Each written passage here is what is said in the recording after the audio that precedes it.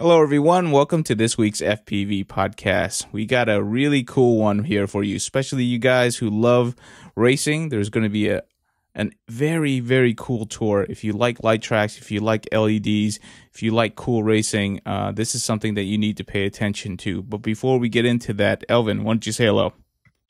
Hello, everybody. I just thought I'd, speak about what we're about to do. We're going somewhere special, and I'm excited about it. I hope Y is excited about it. I hope all of you guys are following us, and if you're not following us, you better pay attention because you might miss something really exciting coming up. Anyway, hello. Cool, man. So we're going to talk about the LightTrax tour, which is something that they've been advertising. We're really happy to have them on to really get in depth into what they're trying to do. So without further ado, let me introduce Austin. Say hello, Austin. Hello, Austin. Hello, guys. How you doing? I'm Austin. I don't know what to do with my hands. Okay, is that all you got to say, Austin? No, I just wanted to say thanks for having us on, man. I'm Austin Wright. I'm from Topeka, Kansas. I own Adrenaline Racing. Epic Tech LLC is my company's name. Man, what else? I was a comedian for 10 years. I was a national touring comedian for 10 years of my life. And oh, God. A year ago, I quit touring and put everything that I had into these drone companies. And here we go. I met Dave, and now we're friends forever. We're like lovers without making love. Okay, he brought it into that's called platonic, right? Isn't that called platonic? That's called, yes, that's what I think they call it. All right, David, please bring us back to the right side. Hi, everyone. This is David Moquay. I'm the founder of FPV Lighttrax, and I'm super stoked to get this LightTrak XP on the road for this summer with Adrenaline Racing. It's going to be a really exciting adventure. My background, I've been involved in drones for a little bit over 7 years. It started with doing a documentary on base jumpers. I was tired of climbing up and down these mountains when these 20-somethings were jumping off at the crack of dawn or at sunset, and then that's when I started building these drones. And about 2015, I got to see this video about Star Wars crash session with these dudes in France just racing like bonkers through the woods. Mm-hmm. And I quickly switched from these aerial platforms to these carbon fiber monsters and haven't looked back. We're here in Arizona. It's really hot. We wanted to fly all year long, and we started to fly at night when it was cooler and started playing around with lights, and LightTrax was born. We did our first event in 2015. It was called Drone Wars.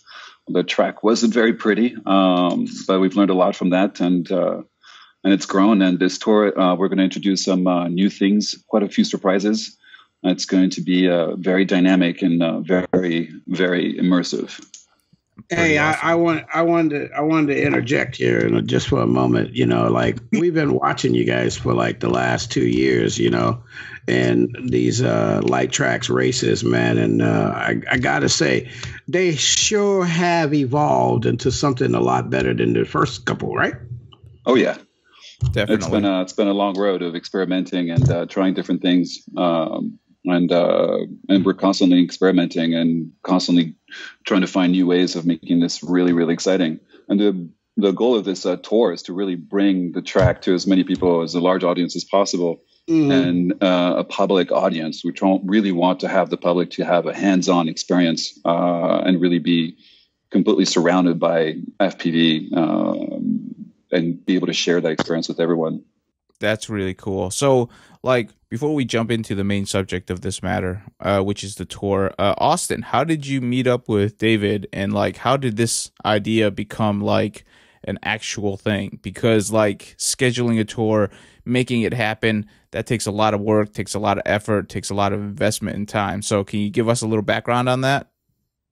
Sure. We just I hired Dave last July to come into Topeka and set up LightTrax for an event that I was having, and that went well. Dave and I hit it off, and I think it was the day that we were tearing down. I mentioned that this needs to be his beautiful piece of art needs to be taken to the people, and he had mentioned that I think him and Jesse Perkins had already kind of briefly discussed it, and I am an entrepreneur at heart. I mean, that's what I do. And so I'm always action oriented, and I like to talk about things briefly and then, get to it.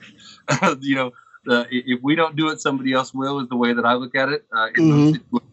And so I think I'm with David. I think the most important thing is getting this on the road and out to the pilots, and community interaction is the main focus that I'm most excited about, is getting just random people that have never even been in the RC industry at all and have never heard of FPV, getting 10 or 15,000 people per city that are brand new to the sport exposed to it and get their hands on it. I think that's the most important thing about the tour. The race will be fun. The event will be fun. Live band, live DJ, and that whole thing.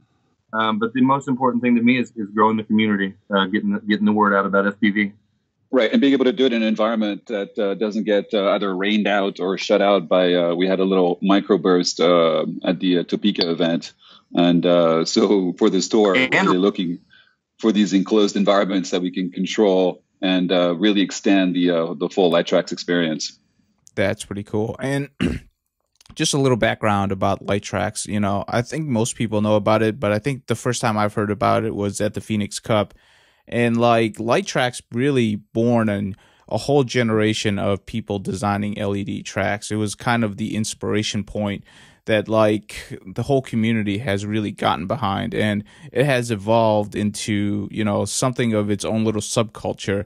Now, David, when you first actually started putting this track together, did you ever think that it would become such a big thing? I mean, you kind of was at the forefront of this. I was convinced from day one. One of the things that we realized very quickly is that the drones were invisible to the public as soon as they got away from you. And how do you bring this experience, to something that's more tangible, more emotional? And then being able to have LEDs on the drone, seeing them at night, you can see them at great distances. And then being able to have a track that you can identify also makes it much more interesting for the public. And as a racer, also for me, it brought me back into these old video games that I used to play and these science fiction movies, that I grew up with. And I will have to say, you guys create the most interesting tracks, especially because you don't just go with the traditional rectangle or the circles. You have all sorts of different things, and I think every year you kind of add something new to kind of mix it up with the new track designs and stuff like that. Have you added something new? Goal. Dude, Dave. Like the mad scientist, that David Wright house was the craziest thing. I mean, how he comes up with these, it's mind-boggling, but it's so beautiful. I love them, man. They're beautiful tracks. So this year we've introduced these cubes that we're using as portals that give us a real advantage of being able to go from point to point in different parts of the track. So really maximizing speed and sort of breaking up your traditional sort of left turn only type of track, or your predictable type of circuit. We call them portal gates. Oh, awesome. So you jump out, you get this huge view of the track, and then you've got to find the quickest way to get to the same color coordinated cube to go to the next section of the track.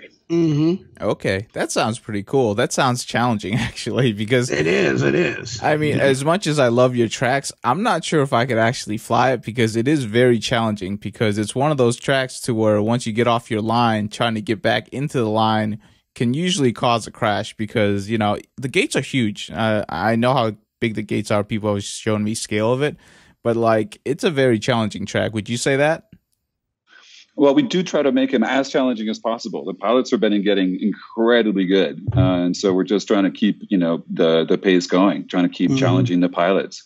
They are indiscriminate. They will absolutely destroy your quad if you hit it at full speed in the wrong angle, and that's part of the appeal. This is you go in there and put on your pants and start racing. Start slow, but build up speed. And as you go through the track, and that's the reason why the XP track is being in these enclosed space is really going to allow pilots, to be able to see the track at night and at dark. So you won't be able to practice during the day. You'll actually be able to practice while it's entirely lit, and you'll have the entire day.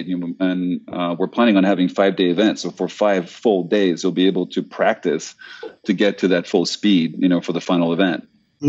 That's pretty cool. So my engineer, go ahead.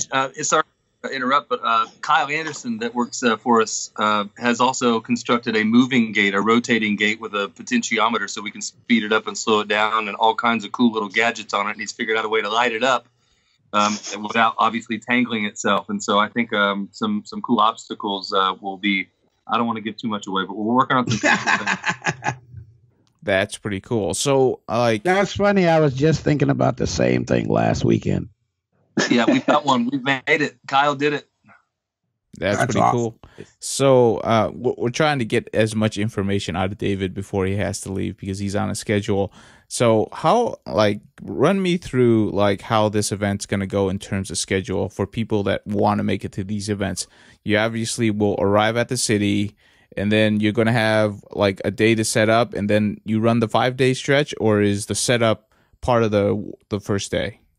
So we're going to be setting up on a Monday, and the track will be open starting, Tuesday. We'll probably practice on it Monday evening to make sure everything's working great. But from Tuesday all the way until Saturday, the track will be open. And then on Sunday, we'll tear it down and we'll go to the next city and set it up all back up again. Okay. So, and like signups, how does that work? Are you just doing signups way ahead of time and then just have people like just show up, or is there like some sort of like queue or something? Well, we're going to start a registration at the Phoenix Cup in February, and by then, hopefully, we'll have figured all of that out. We do want to have a website that will have the registration, and we're trying to come up with different packaging structures to allow people, to go to as many of the events as possible. Multi-GP's involved also. They're actually an equity partner in the company, so they will also have tickets available and all that stuff for signups. And once we get all the details ironed out. Okay, nice. Sounds good. Now, spectators, obviously, it's very cool to come out there and look at these tracks. For the spectators that want to come out and watch, what can they expect? Should they arrive on Tuesday, or should they wait towards the end of the week, or like? So the end of the week is where they're going to be. The spectacle is really going to happen. But during the entire week, we'll have stations for the pilots, which will have 55-inch LED monitors next to each one of them. And so you'll be able to see the pilot's channel right away. And we'll spread the pilots on the line so that the public will be able to emotionally see who the pilot is and what they're seeing from their goggles. At the same time, with our partners, we're trying to make available goggles so that the public can put these goggles on and see the perspective from the goggles point of view, which is very different than looking at a monitor, as you know. But we want to set up the stage so that you can see the track, you can see the drones flying, you'll see each of the pilots' large screens, and really be able to have an immersive, comprehensive, experience of the race. Okay, so that sounds really great. So, is there a charge for the public to come and watch? I think we're doing tickets, yes, but again, to be ironed out. To kind of clarify your question a second ago, I know that we're going to have it open kind of as an expo all week long, so people can come and go and look at the drones and fly the simulators. Hopefully, purchase drone equipment and stuff from our vendors and our sponsors. But then, like Dave said, the main event would be on Saturday night when they actually pay for a ticket to come in. And experience everything. And we're actually doing a thing where if they go to the simulator and they, figure out and finish a tutorial in between downtime, whenever there's heats and downtime where it usually gets boring for spectators, we're going to draw names and numbers out of a hat, basically, where if you've gone and participated in the tutorial, you can come out onto the track, put goggles on, and fly a baby hawk in these little mini games that we've created for cash and prizes that we'll give the spectators away. So we're trying to create a live atmosphere, entertainment-driven, not just for the pilots, not just not catering to the pilots, but create this experience for the spectators too. Yeah, that definitely. Sounds awesome. Yeah, that's something that's definitely needed. And what I've also found is that if you allow the pilots to do a little freestyling in between those events, those usually go off very well with the audience because it's fun to watch. That's absolutely. Yeah, and don't forget to let somebody break something because people like to see stuff come apart. It's why we all go to NASCAR. I mean, we all go there not just for the horsepower noise and the vibration, but we go to see the crash, right? So exactly, and we want to make sure we capture that scratch. Right. You got to maximize the impact of the crash, I would say. Maximize the impact of the crash. As a pilot, I'm not sure if I like that idea. That is as pretty a promoter, cool. You do. I know you do, though. As a promoter, you do, definitely. So that is actually really cool. You mentioned something about being an expo. So at every one of these events, you're expecting to also have other partners come in to show drone stuff, or is that a part of already what you're doing with LightTrax?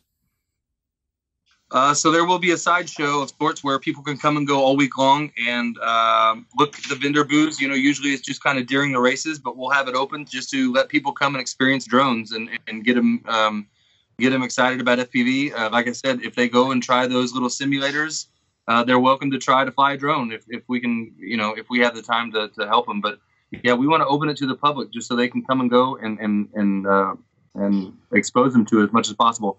Throughout the week during qualifying, while the pilots are at the venue, Jesse Perkins and a bunch of other, like Mike Chin, and I'm going to forget a lot of names, Charlie, we're going to go out into these communities, like to malls and food courts and bars and all kinds of places, just to find people, put goggles on them and let them fly tiny whoops, and then invite them to the venue and say, hey, we're having this huge event on Saturday night.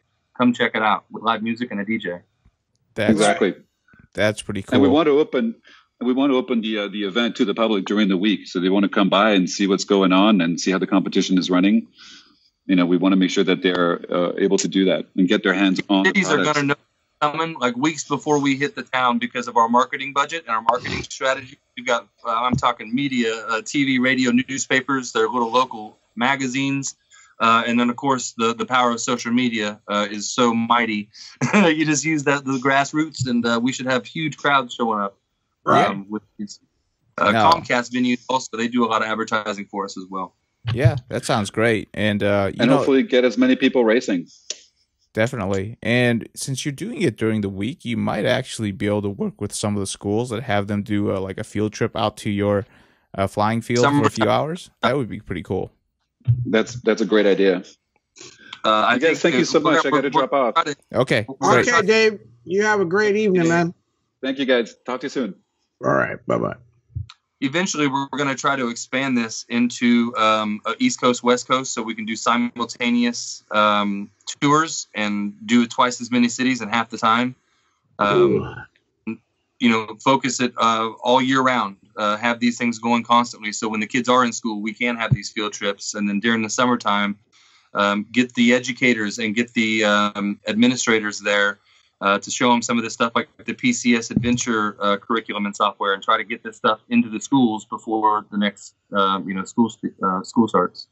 That's pretty cool, and it's a great idea because definitely you need to get the younger audience involved because they're really the next generation of fast racers out there, and the people that can have the time to commit to actually learning and becoming really good at this stuff. So getting them time and thumbsticks, man, stick time. Exactly, that's the important part. So I'm really glad that you guys are actually challenging this and actually testing it out, and we hope that you have great success. So like, what's the first two cities that you guys are going to be hitting? Okay, so right now this is super loose scheduled. Okay, so we have literally 240 venues available to us. Yeah, I know, and they're all not all of them, but most of them have hockey rinks in them, and these are like really nice venues. Like Loveland, Colorado is called the Budweiser Center. So anyways, the 14 cities, very loosely scheduled right now, but it starts off in Phoenix and Albuquerque, and then I can run them down real quick. Dallas, Austin, Oklahoma City, up to Buffalo, Cleveland, Detroit, down to Chicago, and then Kansas City, Omaha, Denver, Salt Lake City, Las Vegas, and into San Diego. Okay. Wow, you guys go from the last three, man. That's a big jump. 7,500 miles, basically. And that's another thing. We're trying to reach out to as many sponsors as we can, because this is, with the film crew and everything else involved, it's creeping towards $750,000 to put this thing on. Wow. I say it has to be done because, I say this is going to be the next WWF traveling style roadshow where we can provide live entertainment and not have sweaty dudes in Speedo tights. And so no Globetrotters. No, but I think this could be the next huge traveling show, just like the WWF puts on, for where we go from city to city to city. And then when this Spectra management said that they had that many venues available to us and they kind of wanted to put us in their pipeline, why not take it to as many people as possible? Wrap our tour buses and our trailers in as many direct sponsor logos that we can, the Emax and the T-Motors, and get all their product awareness out to these new people. Because I'm telling you, with our outreach that we have news-wise and media-wise, there's no reason we shouldn't see 15 to 30,000 brand new people to RC and FPV in each city to come, all week long, coming and going to these events. So I'm expecting huge numbers just because of the media outreach that we have. Well, I want to say this because what I've noticed is that recently, last 2 years ago, you were getting phone calls from the news coming in saying, hey, can you come out and film this? Can you come out and film that? That's pretty much has completely dissipated because pretty much every news crew across the United States has bought a drone. They got their own pilot. So now people are starting to see that as a normal thing.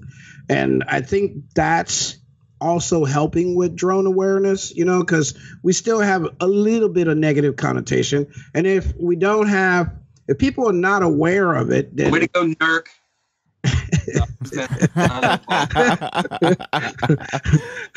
Not going there. I love him. Anyway, but it's just that it's helping though. I mean, the more people see stuff, the less they're afraid of it, right? There's cars on the road right now driving around with robots in them. I mean with drones, basically real drones, right? Commands, they're being issued commands by someone else, and they're driving around amongst us, and they are not having as much of failures as they thought there was. So, with that awareness starting to become normal play, then the drones in the air will become a normal play, and we'll have less interactions with the police side of it, I believe, because people are so nervous. But then again, like you said, there is people out there that are pushing the envelope, which is we want you to push the envelope. We just want you to do it safely. Absolutely. Definitely. And, just going with what you're trying to do, obviously everything's always going to be expensive, and we appreciate, anybody who's willing to try stuff like this, because that's what's really needed right now in FPV is we want to see the next jump, right? This year, this year there wasn't really a huge jump, right? Ever since, the whole DSA thing, there's been a pullback, and then now people are trying to bring it back to the forefront again. And it's more difficult this time because, the money isn't as readily available now because people saw failure like in 2016. So it's a little bit more difficult, but you know what? You got to keep trying. This industry is so young that, you never give up, first of all, ever. But, there's just so many different ways to do it.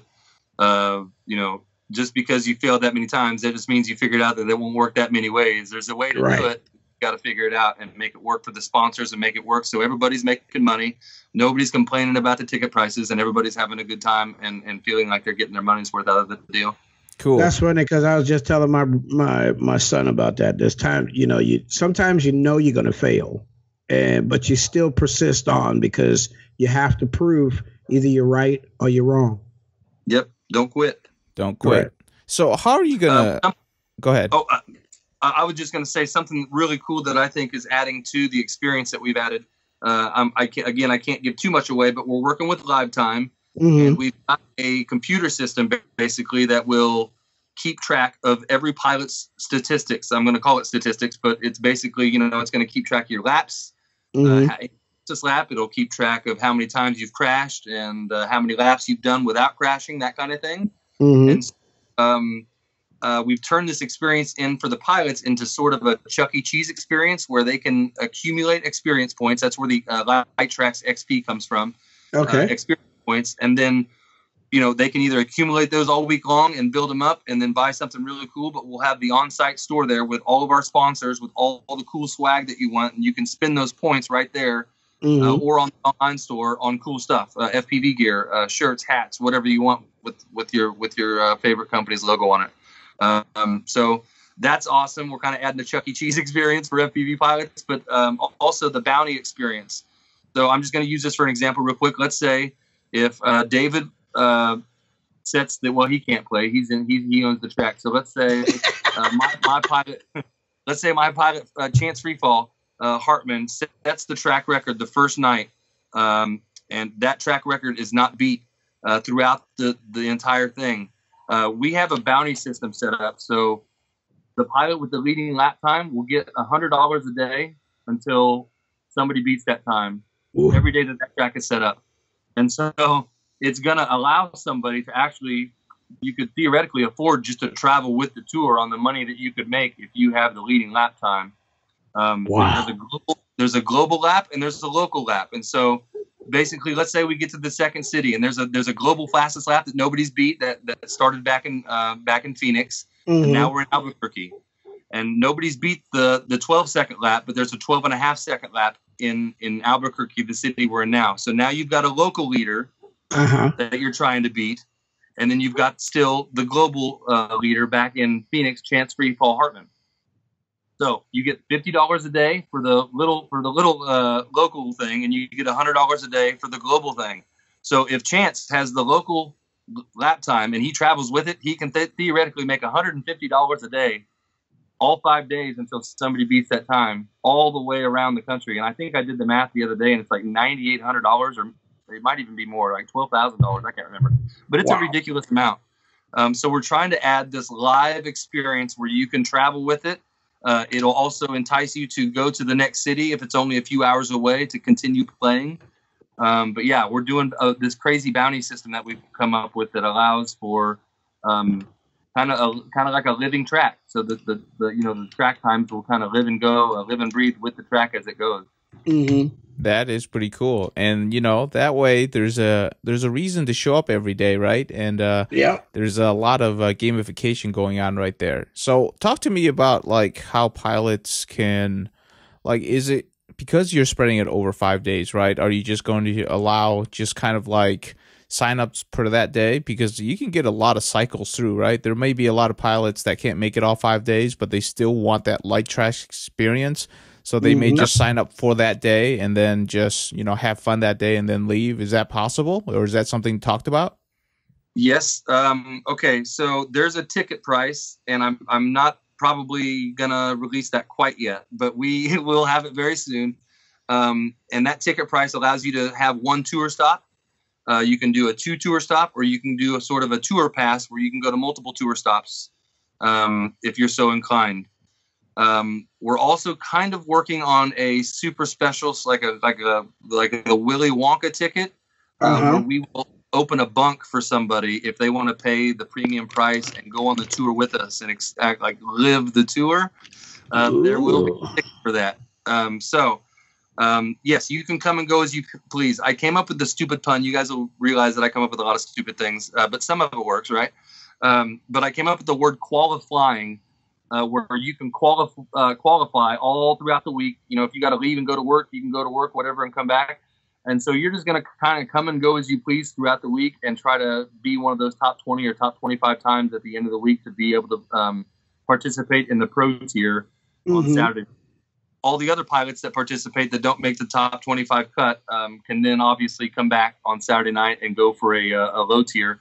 And then those two champions, the champion of the low tier and the champion of the pro tier, are going to get qualified for the big race in October here in Topeka, Kansas, for the 35,000. I say 35,000. I'm trying to get it to be bigger. I'm always thinking bigger is better. So I'm working on things. But right now we're setting it at $35,000 to be split up, I think, between about 10 different places. So I think I got off track, but I always do that. So. No, that's some great information. So basically, the tour ends in a championship. So obviously, that's always a good thing. And you're expecting basically 2 winners to be pre-qualified into the championships, or like the championships and prepaid airline tickets and hotel. Oh, nice. Okay. Oh, hello. How you doing? My name is Elvon. But you know what I say? Okay, so I think the biggest thing for me, and I guess in any business scenario that you want to be successful, you have to create value. Right. If you don't have value in it, then it's not going to be appealing, and then it loses its effect, and then you're not going to have anybody show up. If the ticket price, a lot of people are getting ready to go down to Sebring, and that's not a cheap expense. No, it is not. Not just participate, but to get there. Right. And so, I think that our business model will prove that once we take this to the pilots, not only will they have money to spend on the equipment and the stuff that our sponsors will so kindly send us to sell, but they, have this kind of a circus almost that's coming to their town. Like I keep saying the WWF, but I remember seeing it come to town as a kid and seeing the semi-trailers and being like, oh my God, we're going to get to see this week, Wait a minute. How old are you? How old are you? I'm almost 40 years old, bro. Oh man. Yeah. See, I remember I remember Barnum Bailey coming to town. That's what you're talking about, though, right there. Yeah. I mean, I came up with the stupid say. I always have these stupid rhymey things or punny, whatever. It comes from my comedy thing, I think. But I want to be a FPV jamboree. Right. You have the music. You have a DJ. I've got an awesome horn band that's going to travel with us. That's going to, a DJ is going to do the music that I can't listen to for 14 weeks straight. We'll have it going during the heats while pilots are racing because that's what you do. That's the sound. I get it, and I'm actually starting to like it. It's weird. Right. It grows but on we're going to have house band their horn band music during the mini games and at the after party, and we're going to have a pre-party on Friday nights at a select bar in every city where this horn band's going to play and create that party like we did in Louisville with Jesse Perkins. I don't know if you guys saw that video at the Zanzibar. Saw it. That was the craziest fun. I don't even drink anymore, okay? But that was the funnest night in a bar I think I've ever had in my life. It was definitely an interesting venue, and it was perfectly set up for what it was. That's what you kind of look at the videos and you go, you know what? That's exactly what it looks like when you're there. You know what I mean? You know what I mean? I remember being in clubs like that when I was little. And recreate that Zanzibar experience where we have a crowd of people that are excited now about FPV, and now they have a place to go. In Louisville, after we showed them, they were like, "Oh, we can't go," and we're like, "No." So that we could have had a bunch of people down in the caves watching the races, but there was no occupancy for it. Exactly. That's always the problem at the caves, and it proves to be a very popular thing in which people want to go, but unfortunately, it's just not. That's just not possible, but it seems like you guys are going to fill in the hole. And I like the whole idea of like a modern version of, a traveling circus. It could work. And we're hoping that you prove us the optimist that you can actually make this into a yearly thing, because it sounds really cool. Yeah. Not yearly. Do you know the guys, our friends, Abi and Karan that we met in Louisville? Right. We discussed turning this entire thing into a global event where we have this tour going on all in different countries across the world. And then have obviously the champions from those countries come together and have a World Cup style event where it's a culture clash between all the different foods and music. I love food and I love music. Me too. It's drone race, around the cultures of all these different countries that are participating. And so there's a lot of longevity for this kind of I keep a circus or a festival, or you could say that, a drone circus. I mean, that to me that sounds exciting. Really, I mean, a drone circus sounds exciting. Like what the hell? I mean, what could you see at a drone circus? You could see all kind of aerobatics. You could see racing. You could see, how close. Stuff planned that I don't want to discuss. Oh yeah. I'm sorry. No, dude, you're good. But that's what we're trying to create, is that circus environment where people can come, interact, and actually, literally, if your name gets drawn and you've done that tutorial, you can come out and participate in these mini games. And if you win, we'll give you $100, or we'll give you that baby hawk to take home. And now, guess what? Now they got to go buy a Tyrannus or a Spectrum. Hey, I got a game for you. We got, exactly. Game. There's a lot of them. I got a game for you. We want your ideas. Use this one. Ideas. You got to use this one. We used it in Hawaii. Remember the tiki torch? You blow out the tiki torch with a 5-inch. Oh, dude, we're doing it. I call it the can. Remember that? Why? I remember that. That was one of the most exciting parts of being in Hawaii, watching everybody, and then a couple of quads went in the fire. That's amazing. That was actually really hard because a lot of the great FPVers, they don't fly line of sight. It's actually proved more challenging than you think. Absolutely.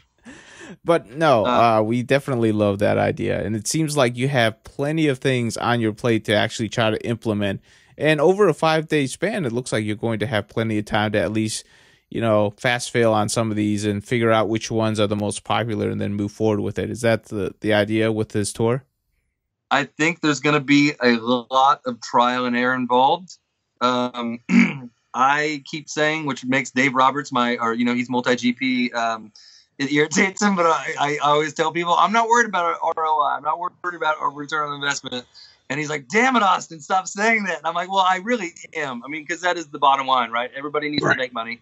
But we're, again, trying to create a value and create an atmosphere where it works for everybody. Mm-hmm. And so with that being said, I'm not concerned about, I know this isn't going to tank by any means, but I'm not concerned about trying to make $1 million out of this deal. But I know it has longevity.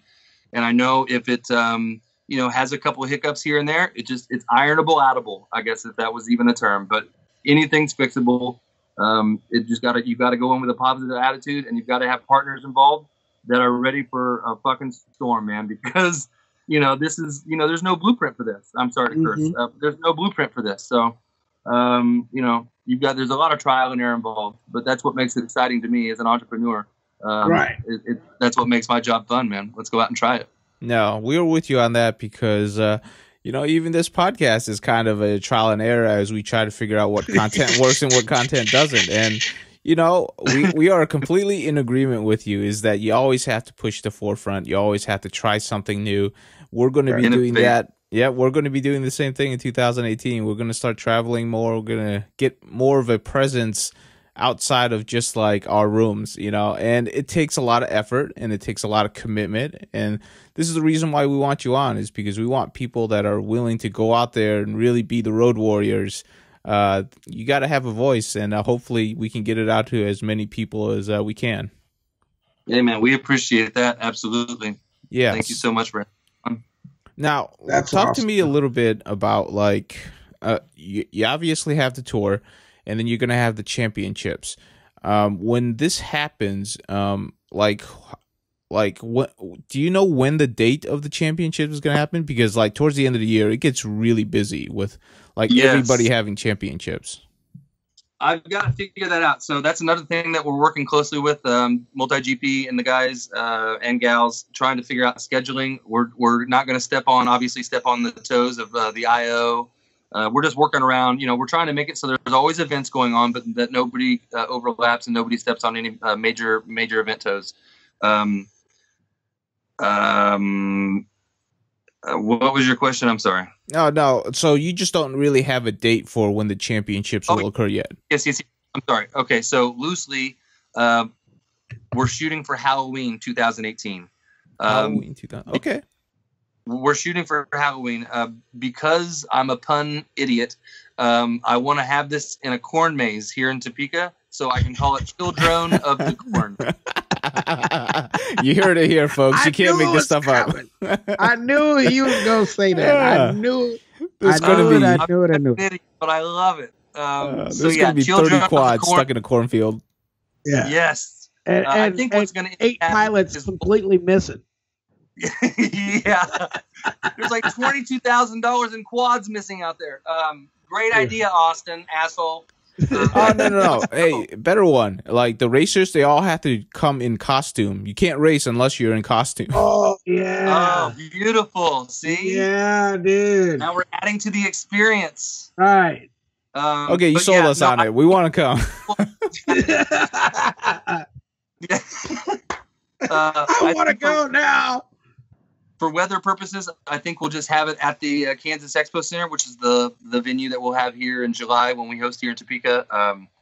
And I'll just have to make it look like a corn maze with a whole bunch of fake corn or something. I mean, there's no shortage of corn. We're in Kansas, for the love of God. So I'll find some damn corn.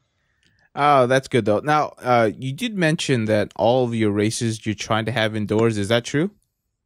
Yeah, we have partnered with a company called Spectra Venue Management, which is Comcast, basically. I think the number is 244 venues that they own. Like they've got one in Dubai, a couple in Asia somewhere. You know, they got them sprinkled across the world, but a majority of them are here in North America. So we have access to a few in Canada and then just a shitload in the United States. And so we're going to, you know, try to get into this pipeline, like they're saying. They've kind of likened us to the Destruction Derby, how they helped kind of get this whole thing go on a tour. And they've also helped these monster truck shows and all these kind of things get into just a scheduled tour where you go from city to city to city like a carnival. And I guess I'm laughing because I'm gonna become a carny. I just realized. But yeah, I think comedian and then to a carny. That's right. reverse. That's reverse. It's not supposed to do that. So they've done a deal where they're going to pay basically and eat the cost of the main event night, which is sometimes between $30,000 and $50,000 to staff it and all that stuff. And so, wow. They've done a huge service to us by allowing us to forfeit, to pass that fee on to them. And they are huge into marketing their local events, and so they're going to also help us get the word out and sell tickets to the main event. But yeah, I think it's going to be awesome, man. Spectra Venue Management, 244 venues. A lot of them are hockey rinks, and so we're gonna this track that Dave has designed is a 55-piece track as opposed to like 146. I think is his other track. So this 55-piece track fits absolutely perfectly inside a hockey rink, and so then we have the protection of the glass, and then there's netting on both ends where we can corral the spectators. And so that's it, man. We're going to be indoors all day, all night, so we can have that LightTrax lit up from 10 a.m. to midnight every day. And this is Tiny Whoops and Baby Hawks, right? No, man, this is full-on 5-inch quads. Now, the little mini games that we're going to be playing with the crowd, yes, that's Tiny Whoops and Baby Hawks. But these are full-on 80-mile-an-hour inside. So it's going to do. This is going to be. Y'all better get your tickets. You know what? I might be mistaking. It could turn into a 3-inch event. You never know. But I think it definitely has the capacity in the room to do 5-inch. It's just a smaller, more technical course. But it's full hockey rinks are pretty damn big. Hockey rink is pretty big, dude. That's a 5-inch course. No problem. I can skate. I can skate a little bit. So. Well, they'll be covered. Imagine that, folks. I can swim and I can skate. Jesus Christ. All right, stop cut. All right.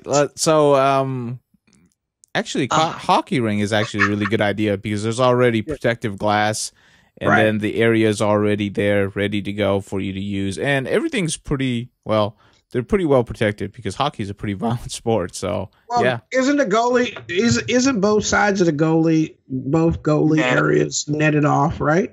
Yeah, so that's where all this. There you go. Yeah. You don't even have to buy no net. You remember that? Remember that, Wyatt. Remember that. We're gonna have the band and the DJ set up in a netted shark tank on the track and perform out there on the track. I'm not joking. First person hit the band members is winner. That's where the VIP tickets go. They get to go into the netting and they get to hang out in the middle of the track. Right. Absolutely. And free beer. Hold on. Don't go there. That's where the profit comes from, okay? Hold on. Hands off my profits. Exactly. Definitely. Hopefully you get get a cook involved and do some good old fashioned barbecuing everywhere you go. Yeah, man. Selling food, man.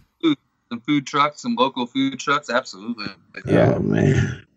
So we've discussed a lot about the track and how they're going and the schedule and stuff. Talk to us a little bit. And if you don't know, we'll bring you back on. Hopefully you will know, how are we going to follow this? Because obviously this tour is going to be a very interesting thing to keep track of and seeing where you guys are and where you're progressing to. Is there anything, planned for that? Okay, I want to touch on several things, so I'll mention them now that way you can remind me. FPV Live TV, Kilovolt Productions, and then the website. I can't believe I remembered that right now. Okay, so the website they've made is www.lighttrax, LIGHTRAX -xp.com. And so you will be able to follow its progress there, or we have the Facebook page, of course, FPV Lighttrax XP. My page is Adrenaline Racing, or www.adrenalinracing.com. And so we'll have several websites and social media pages dedicated to it. The second thing was Kilovolt Productions. These guys are effing awesome. They are out of Colorado. They are also Titan Grand Prix, the huge honking thing that they were flying around in Louisville. Right. We know them guys. Oh, yeah, baby. And so they are going to, they're our production crew. They're going to film this. We have a huge production shoot in the Loveland, Colorado stop. And that will be the one that we are going to pitch to Netflix and Amazon and Hulu and HBO Sports and Bryant Gumbel, Sling TV, a couple others that are interested in turning this entire tour into a reality series. And so those guys are going to help us film that. The next thing I was going to speak of is... Oh, no, we dropped. Okay. Man, okay, so I went and plugged my phone in, but I got the quote-unquote, the bad charging cable that everybody has 50 of in their house now. I plugged it in, and then, of course, my phone just blanked out. I'm like, what the hell happened? So, yeah, I've got another cable now. Sorry about that. Not a problem, man. Sure, I know that I left off talking about FPV Live TV, and I was getting ready to hit on FPV Live TV. So, yes, so to be able to keep up with the tour, you got the website at www. I've already done that.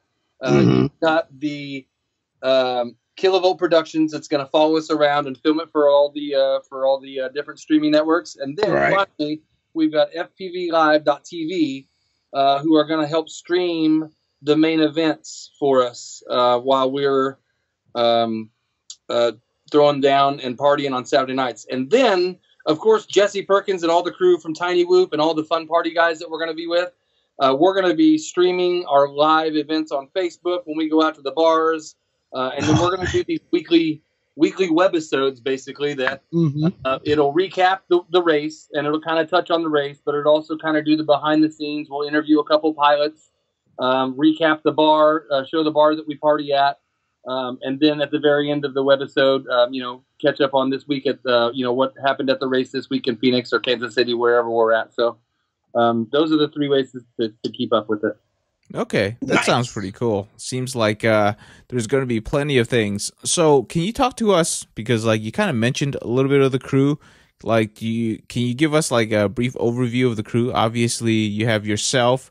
Sounds like you got the Tiny Whoop guys to be handling a lot of the micro track stuff, maybe some of the training. Is there anybody else you haven't touched upon? Kilovolt obviously for production, Lifetime for live streaming. I am pulling up my tour crew. Let's see who we've got here. We've got some freaking all-stars. So I just didn't want to leave anybody out, because people are actually, some people are taking work off work for weeks at a time, and some even are doing it for the entire summer with us. So I don't want to miss anybody. Okay. So I've got, I guess it looks like it's just alphabetical order is the way you get it. It's me, and then Ben Shepard, Charlie Sunka, Chris Toombs, Cody Cohen, David Moquay, David Roberts. I don't know that he'll be out there too much, but my buddy Dustin Olson, Gino Calistini, a local guy, James Lawson, FPV Lunchbox, Jesse Perkins. Yeah, FPV, I love Jason. He's going to be here on the 11th for our Tiny Whoop event. Jesse Perkins, Kelly Stanley, my engineer, Kyle Anderson. He's not mine. I don't own him. Mike Kim, Mike Cisneros, Mitch Hupe is a local guy. My buddy Nate Hess from ESPN. He's a producer that goes out and he'll do all of our footage, a lot of our footage, and be able to put it up instantly on webisodes. Then Paul Adkins and Todd Wall. And so that's the list that I've got right now in this little group of Tour Crew 2018 of all my almighty all-stars that are going to help me out. We're going to have 26 people total. We got 2 tour buses and a bandwagon. Wow, that's impressive. Now, to do all 10 cities, not everybody's going to show up for all of them, or are they going to show up for all of them? It's going to be hit or miss for several people. So I've got some local volunteers throughout the multi-GP chapters that will have, a helping hand. But we should have pretty much everything covered as far as employees. I'm bringing a lot of local people that I'm hiring here locally that are going to go on the road with us that really don't have too much knowledge about the FPV world, but they're there to help, man the tables and man the booths and help set up the track and tear down. And so it's a wide variety of people. I mean, there's anything from like unemployed people to college students to really successful people that are just like, hey, I'm going to take a summer off from my doctor job and go travel and do this. And that's not even a joke. I've got somebody on that wants to go 3 months with us. And I even invited Joe Rogan. I was like, come be our co-host. That's awesome. You know what? I wish he had said yes then. That'd be awesome. That would be fun. That would be awesome. So, yeah, we're just trying to have fun, man. That's the bottom line. You just said it. Fun, brother. Let's create a atmosphere of excitement for FPV and get the word out there. I mean, that's the most important thing for me is getting, just building on the community that we've already built on. There's so many awesome people in our community. And that's another cool thing about the whole kilovolt and videotaping. I think there's so many cool, personalities that will be highlighted and shown, in our community. There's a lot of characters, and I think some of those will come out and be fan favorites if we get picked up on a Netflix or an Amazon. I think there's a lot of people out there that are just waiting to be in front of a camera. Some of the people I'm talking about. I don't want to point anybody out, but there's a lot of fun characters. There are a lot of fun characters that love to be in front of the camera. That is for sure. And we wish you the best of success. So let's start wrapping up this show, but let's wrap it up with talk about you, since I don't really know like what Adrenaline is. So Austin, let's wrap up this show. Talk a little bit about what you do in Topeka, Kansas. What is Adrenaline? Well, thank you, man. Okay, so it's another silly pun that I came up with. Adrenaline is just a play on the word of adrenaline because that's what it does to you when you fly. So I saw my very first FPV racing video on June 3rd, 2016. And that's when I got into everything. And then basically had a store open by November 18th was my opening date. Less than 5 months later, I had a store open. And so now I'm learning, or I have learned since then that, bang good is bad. And so I'm trying to get, terrible. I had no idea all the shit that was going on over there. And so, I've gotten all that out of the store and I'm trying to focus on local stuff. But again, I'm just here to try to help the sport grow. I'm working on a local park here in town that the Shawnee County Parks and Rec and the city's getting behind. That's big enough for 3 full-size tracks. I'm working on an indoor warehouse here in Topeka that would be 24/7. Well, if I had it my way, 24/7. But 365 days a year, whether or not weather permitting, kind of thing. So, and then a tiny whoop bar. I'm trying to work on a little tiny whoop arcade where people can come and go and kind of have a birthday party or a corporate party, come and have a couple beers and fly some tiny whoops and hang out. And so we're working on a lot of things, but mainly I'm just focused on building the community, man, and getting that out there. But you can check us out at www.adrenalinracing.com. And that's it, man. That's my spiel. I'm not too much of I don't like to honk my horn too much. I like everybody in this community. I think all the stores are fantastic. There's a lot of good people out there. So, I just think I'm grateful to be a part of it all. That's all. Well, before we let you run out of here, any good deals, around there, that's people. That's all this market is driven by is the good deals. It is. Like you guys had like a week ago or two.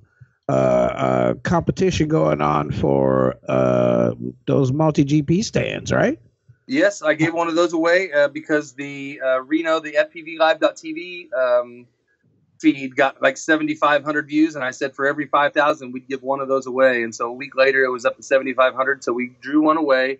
The guy's name that won it's Corey T. I can't remember how to pronounce his last name, but he won it. And we're getting ready to imprint his logo or whatever he sent me today in an email. I haven't even opened the email yet today. Yeah, we're getting ready to send that one off. But yes, we do those. We're working on pricing for clubs, so you can order 6 at a time. And I don't want to speak too much on pricing right now because I know that we just had Black Friday. I am completely sold out of launch pads. Well, that's not true. I've got about a dozen left. But the FPV Pro Launch stands are selling like hotcakes. My little FPV, Pokey FPV, it's called. My little Chinese, it looks like a little Darth Vader Pokey, little tiny loop. So, yeah, man, I'm just trying to keep my boat afloat, and I'm working on my local community. I don't try to step on toes by taking business from other online stores. I feel like the online market is really it's really competitive, and that's not my game. I'm trying to build locally, so I try to keep my specials local. But other than that, man, I greatly appreciate you guys having us on. No, that's great. So you guys don't sell online, or do you have an online store? Wasn't sure about this. Absolutely, yeah. No, CJ is the master of our online store. He's actually got a quad where you can build your own quad with whatever parts you want, and depending on stock, since we're low on a couple things right now, but we can usually have that like built and shipped out in 72 hours. So we have like a build your own quad little section on our site, and yeah, there is the web market is so saturated that I try not to focus too much on it, although I think the main driving factor in a successful web store in this market right now are exclusives.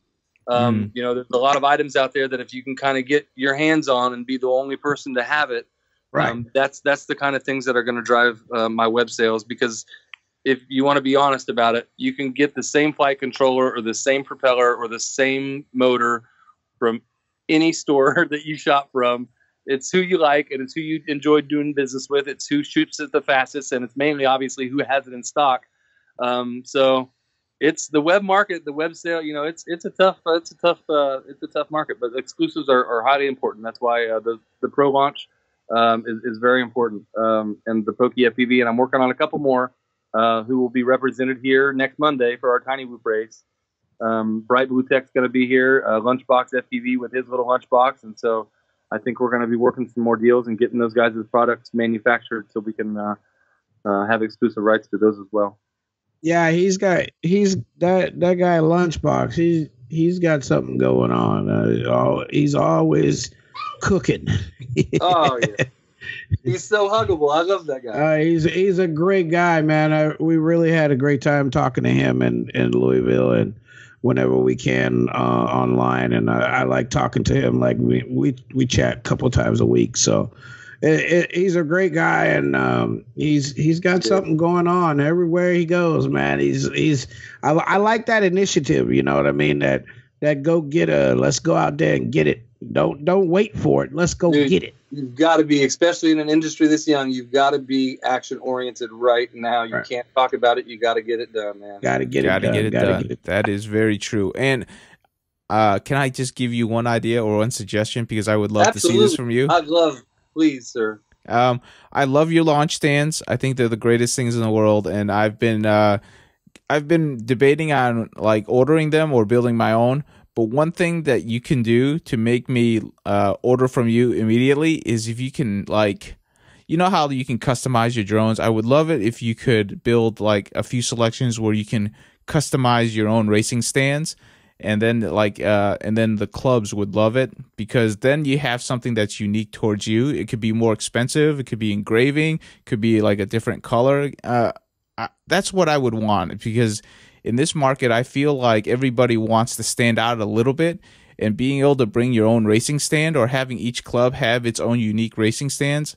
I mean, that's something I would love to see, because that's something that's going to be there in week out for years.